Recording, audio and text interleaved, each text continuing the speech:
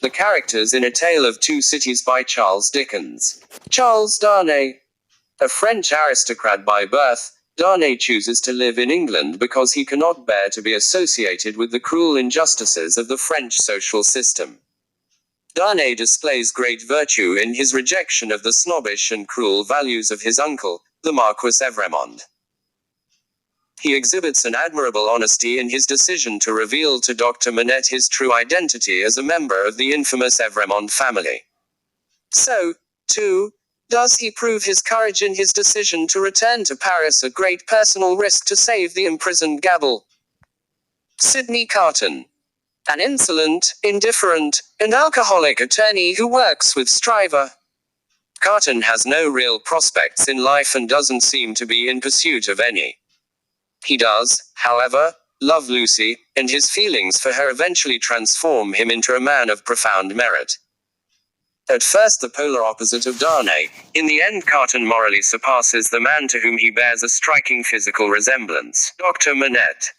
Lucy's father and a brilliant physician, Dr. Minnette spent 18 years as a prisoner in the Bastille. At the start of the novel, Minnette does nothing but make shoes, a hobby that he adopted to distract himself from the tortures of prison. As he overcomes his past as a prisoner, however, he proves to be a kind, loving father who prizes his daughter's happiness above all things. Lucy Minnette. A young French woman who grew up in England, Lucy was raised as a ward of Tellson's Bank because her parents were assumed dead. Dickens depicts Lucy as an archetype of compassion. Her love has the power to bind her family together. The text often refers to her as the golden thread. Furthermore, her love has the power to transform those around her. It enables her father to be recalled to life, and it sparks Sidney Carton's development from a jackal into a hero. Monsieur de Farge. A wine shop owner and revolutionary in the poor Saint Antoine section of Paris, Monsieur de Farge formerly worked as a servant for Dr. Minette. Defarge proves an intelligent and committed revolutionary, a natural leader. Although he remains dedicated to bringing about a better society at any cost, he does demonstrate a kindness toward Minette. His wife, Madame Defarge, views this consideration for Minette as a weakness. Madame Defarge. A cruel revolutionary whose hatred of the aristocracy fuels her tireless crusade, Madame Defarge spends a good deal of the novel knitting a register of everyone who must die for the revolutionary cause. Unlike her husband, she proves unrelentingly bloodthirsty, and her lust for vengeance knows no bounds. Jarvis Slurry.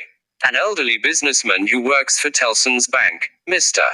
Lorry is a very business-oriented bachelor with a strong moral sense and a good, honest heart. He proves trustworthy and loyal, and Dr. Minette and Lucy come to value him as a personal friend. Jerry Cruncher. An odd job man for Tellson's Bank, Cruncher is gruff, short-tempered, superstitious, and uneducated. He supplements his income by working as a resurrection man, one who digs up dead bodies and sells them to scientists. Miss Pross. The servant who raised Lucy, Miss Pross is brusque, tough, and fiercely loyal to her mistress. Because she personifies order and loyalty, she provides the perfect foil to Madame Defarge, who epitomizes the violent chaos of the revolution. Marquis Evremonde. Charles Darnay's uncle, the Marquis Evremonde is a French aristocrat who embodies an inhumanely cruel caste system. He shows absolutely no regard for human life and wishes that the peasants of the world would be exterminated. Mr.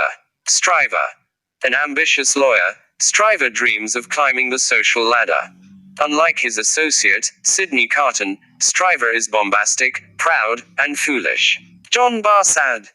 Like Roger Cly, John Barsad is a British spy who swears that patriotism is his only motive.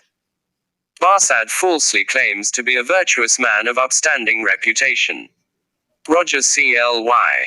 Like John Barsad, Roger Cly is a British spy who swears that patriotism alone inspires all of his actions. Cly feigns honesty but in fact constantly participates in conniving schemes. Gabble. The man charged with keeping up the Evremonde estate after the Marquis' death, Gabble is imprisoned by the revolutionaries. News of his internment prompts Darnay to travel to France to save him.